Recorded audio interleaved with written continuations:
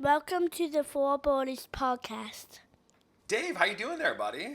Good, man. Just finished the game, and kind of a disappointment there. I thought the Dolphins could pull it out at the end, and botched snap on 4th and 10, and they couldn't get it done.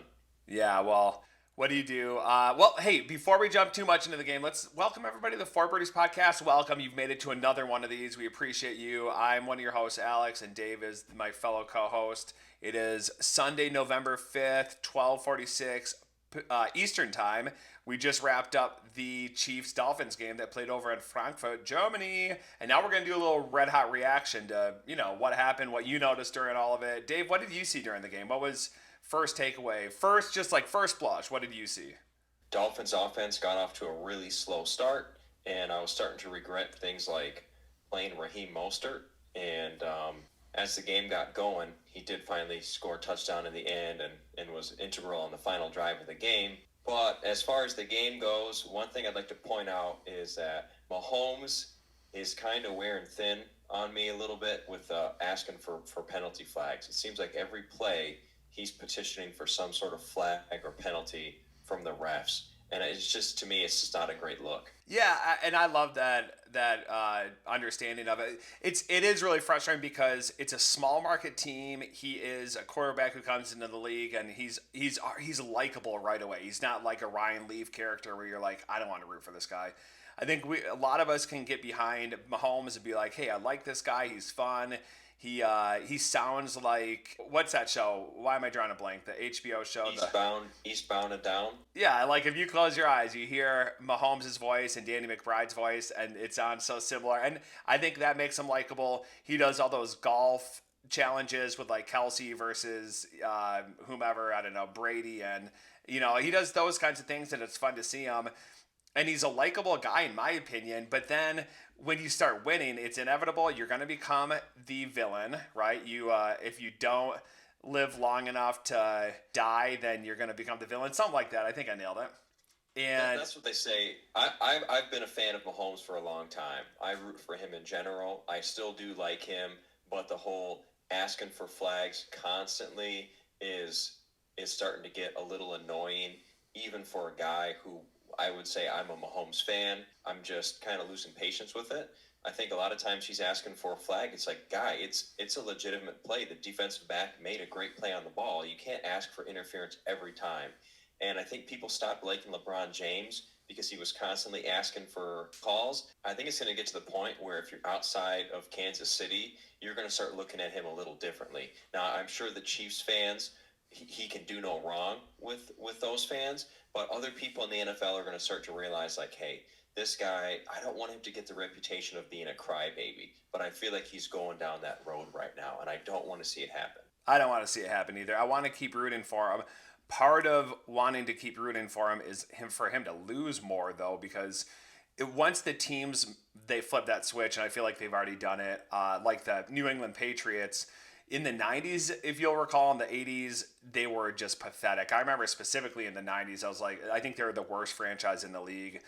And you just kind of laugh. I mean, the Lions, but the Lions had made some playoffs, and the Patriots are just atrocious. And you're just kind of like, oh, I want to root for this team, but then you start racking up chips, and then suddenly you become the villain, and that's just how it happens. That's the nature of the biz. It's going to be really tough for him to remain humble and remain likable because they are going to rub people the wrong way with how much attention they're getting. And I think the thing that annoys me is the refs already give them lots of favorable calls. And for him to constantly ask for more is like, come on, guy. Like, we see the Chiefs get special treatment, and you're asking for more and more. At a certain point, every other fan base is going to start to realize, like, hey, if our team's playing the Chiefs, not only are the refs going to have it out for us, but Mahomes is going to be facilitating that request for special treatment. After a while, people are going to start holding it against Mahomes. Yeah, 100%. So what was the one play? There was one play in particular. I think it was Van Ginkel. Is that what you noticed, that he pushed Mahomes out of bounds? What happened there? I did like about that play that there was no flag, but you could kind of tell the Chiefs were expecting it. But here's the thing. What was that play? What was that play? Set it up for us. So Mahomes is scrambling for a first down, running along the sidelines. Not quite there. I want to say a yard or two shy. Almost has 1 foot down.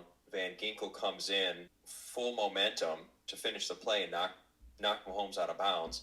They did not throw the penalty there, which is great because I felt like that was just a regular football play. You can't give up that extra yardage to a quarterback. He's not given himself up yet. He has not slid down. He's not made an effort to get out of bounds to avoid the hit. If you start playing in no man's land, you're trying to gain extra yardage, but you're also playing the sideline, you have to expect you're going to get blown up. So I like that the refs didn't throw the flag there, and one of the announcers made the point that, hey, that's a good non-call, but you could tell Mahomes was expecting the call. So I think the refs did a good job in that situation not throwing the flag, because that would have given the Chiefs the first down and that much-needed momentum. 100%. And if I remember that play correctly, he didn't fall down either. Mahomes didn't fall. He ran out of bounds and he caught himself before he fell. So yeah, I'm glad that was a no call. Furthermore, I mean, come on, Jawan Taylor, ever since the opening night game, the Lions versus Chiefs, I saw Jawan Taylor holding Hutch every single time. And if Mahomes is going to whine about all these phantom calls that he thinks need to be called, well, I mean, come on, give me a break. Their freaking offensive line is holding every single time. Every time. The nice thing about that play is that the very next play after the non-call for the late hit out of bounds, Mahomes ended up fumbling and the Dolphins recovered. So that was a good turnaround, I thought. Yeah. So, but speaking of a fumble, right, what was that?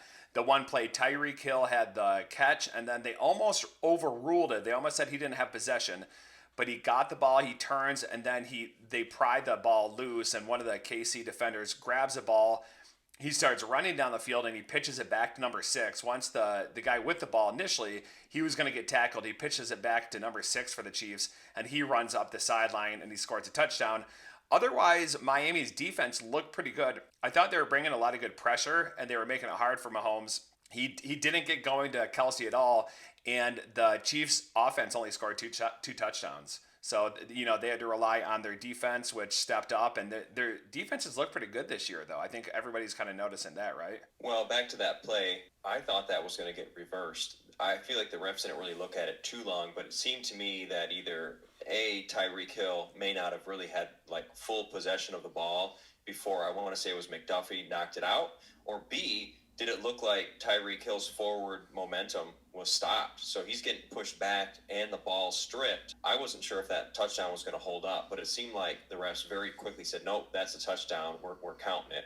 Great play by the Chiefs. Great awareness to pitch the ball back to Cook to continue on. Otherwise, Hill was going to make the tackle right there. I wonder if Hill, instead of trying to strip the ball back, if he had just actually taken it down to the ground, it would have ended that play there. But it seemed like he was just kind of trying to hold him upright. Yeah, I mean, he was probably pissed off from having it just stripped from him, and then he wants to go back and get retribution for it, and instead of just making the tackle, you're right, he keeps the guy up, and he pitches it backward, and touchdown Chiefs. That'll happen.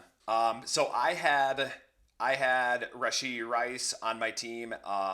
Harold, Bangkok Ladyboys, he had Kelsey. Now, Kelsey was quiet. I looked out there a couple different times, and I was like, is he even on the field? I was a little, I was happy for it, of course, but surprised that he wasn't getting as many touches as he normally does. What do you think? I didn't see how many targets he finished with, but I think it is scary that the Chiefs can still put up a win without getting Kelsey involved. They have so many weapons. Rashee Rice with that first touchdown. Great play by him. I think it was Justin Watson who had the first touchdown, originally called the touchdown, and they overturned it. The ball bobbled a little bit on the ground. But the Chiefs have so many weapons that even when Kelsey's not involved, they can still pull out the win. Yeah, that's a really good point. So I guess it does legitimize the Lions' victory over them even more? I'm not sure. So go figure, right? It was week 1. I feel like if the Chiefs played the Lions right now, it's hard to say what would happen. They do have, Kelsey back, and they do have, it wasn't Chris Jones, was it? Who was sitting out week 1? Yeah, Chris Jones was the one who was out week 1. He was holding out, and Kelsey was out injured. Yep, he hyperextended his knee, I want to say, so. Yep, I would be interested to see how well the Lions do against the Chiefs now that they've got Kelsey at full strength and Chris Jones is back. So maybe they'll meet again.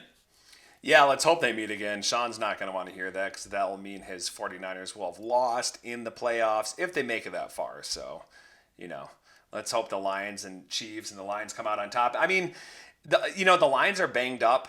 They're getting healthier. They're going to their bye week. You know who else was really banged up? I was looking at the ticker at the bottom of the screen on NFL Network, seeing all these names. The Miami Dolphins.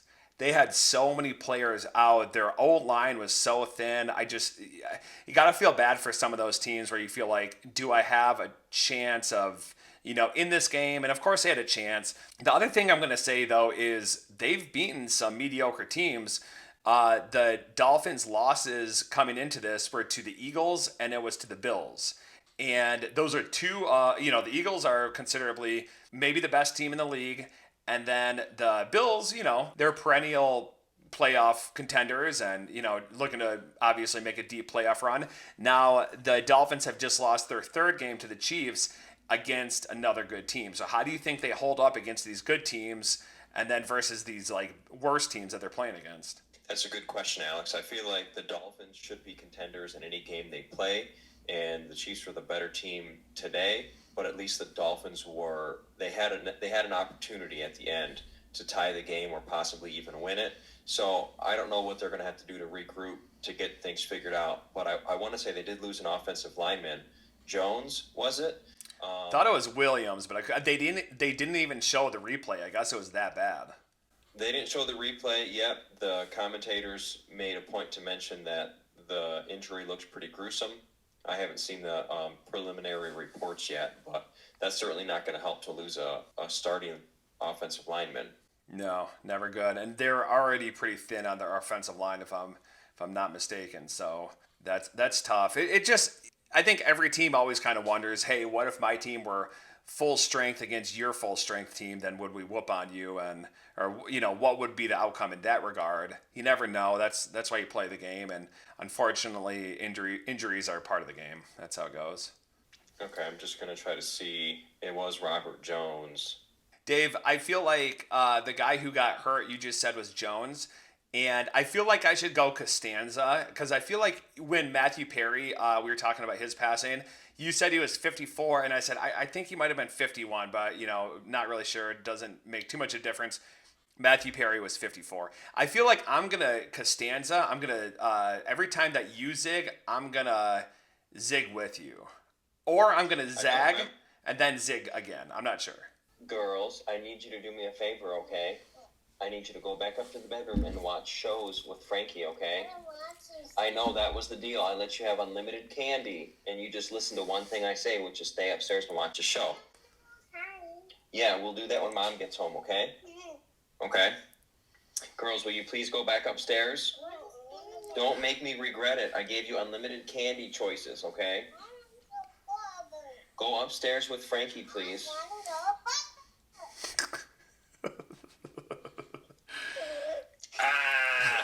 Please go upstairs. I'm going to go ask her. I'll be back in 1 minute. I'm sorry. Okay, sounds good. Okay, while Dave is gone, we'll carry on for another minute or so. There was a really cool moment during the game. They played Country Roads by John Denver, and they were playing it in the stadium in Frankfurt, and all the fans were into it. And I lived over in Germany for a bit, and I remember being over there and hearing that song. And it was almost like a national anthem. People love that song over in Germany. Germans love a lot of American things, but they really love that song. So when they played it over there, you could see all the fans were singing along. You could see Dan Orlovsky in the booth, and you could see McCourty. You could see the commentators were down there, and they were singing along. They were really into it. It was just really cool to see. Dan Orlovsky was singing to it, and I just imagine that was a really cool environment, having just what a great classic song, Country Roads. Everybody's singing along in a different country, and they know all the lyrics. I just thought it was really cool to see that. Pretty exciting. I also, I don't have NFL Network. I have Amazon Prime. I have Hulu. I have HBO. I have a ton of different networks. I have cable. I have cable. I have NBA League Pass. I don't have NFL Network. I mean, come on, for the love of God. How many different streams and links and do I need to watch a game out here? Dave, what if they did this? What if they took all these different providers and they bundled them into like one provider, and then you paid like a flat fee each month to watch all these different networks? What if they did that? I feel like it's a little revolutionary for the TV industry, but can you imagine something like that? That would be nice. Right now, I've got Amazon, I've got Disney, I have Netflix, I have NFL Network, and I have Charter. I've got 5 different streaming slash entertainment options. It's too many. It'd be nice if you could pick and choose among all of them for one combined network. That you say, I want to watch ESPN on cable, but I want to watch these movies on Disney or these movies on Amazon. If they could find a way to combine it all for one lower rate with more convenience and more streamlining, I'd be all for that. Oh, I also have Cheddar that came with my TV, and then I have the Playboy Network. But I just feel like, didn't they used to do it where everything was bundled into one thing? Wasn't it called like cable? And then you could watch all the different games and everything that was on TV on this cable. I just, it's so frustrating. I feel like we've made progressions, and now it's all digital. And then we've got all these digital channels out there, these networks, these streaming platforms. And then what if they bundled it all? You know, the other thing that's really infuriating is I was watching Amazon basketball. I was watching the NBA on Amazon the other night, and it was like grainy. The feed was like terrible. And I'm just thinking to myself, like, this was good. We had a good thing here, and now we've gone backward in time. Like, what's going on? I agree. I think cable, we did have a good thing going with cable. And when the streaming options came out, everybody thought this was going to revolutionize content. But now they're saying that with some of these streaming options, you're going to be subjected to commercial breaks, which to me, that's crazy. That was the whole benefit of getting into streaming was, you pay a premium, you get the content, you don't have to sit through an ad. If they start introducing ads to some of these platforms, I feel like they're going to lose a lot of subscribers. Yeah, I agree. Dave, let's segue back to the Dolphins-Chiefs game. Any other thoughts you have before we wrap this up? So you had mentioned before the Dolphins had some injuries to the offensive line. They were without starting left guard Isaiah Wynn, and they were without starting right guard Robert Hunt. And actually, it was Robert Jones who was filling in for Wynn. He suffered an injury, so now at this point they've got a handful of injuries to the offensive line. I don't know what the nature of the injury was. The reports are saying he was emotional on the sideline. I don't know if that's going to be a season ender, but if anybody knows the details of this injury, drop a comment. Yeah.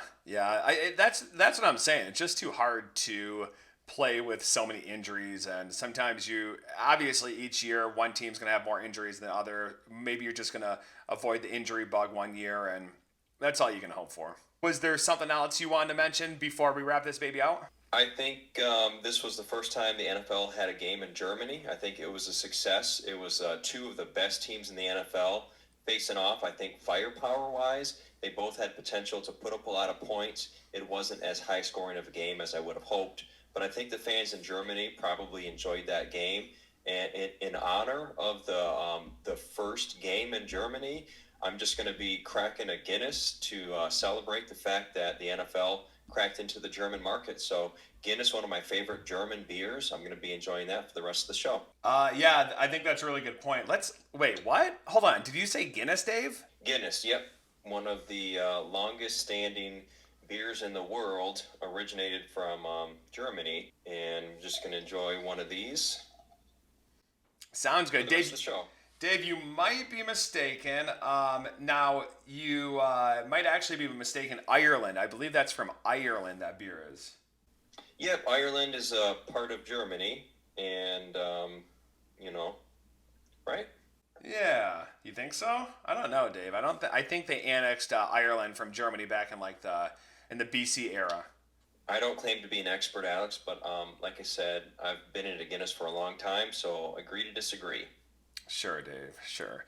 Okay, well, you enjoyed that. You take a little sip there. We're going to wrap this out. We'll be back with some more content. It's only, it's 108. Games are just getting going. I got some more points on my fantasy team already. So stay tuned. We're going to bring in some guests coming up. So we'll see you on some more segments on this week 9 of NFL football. Let's go.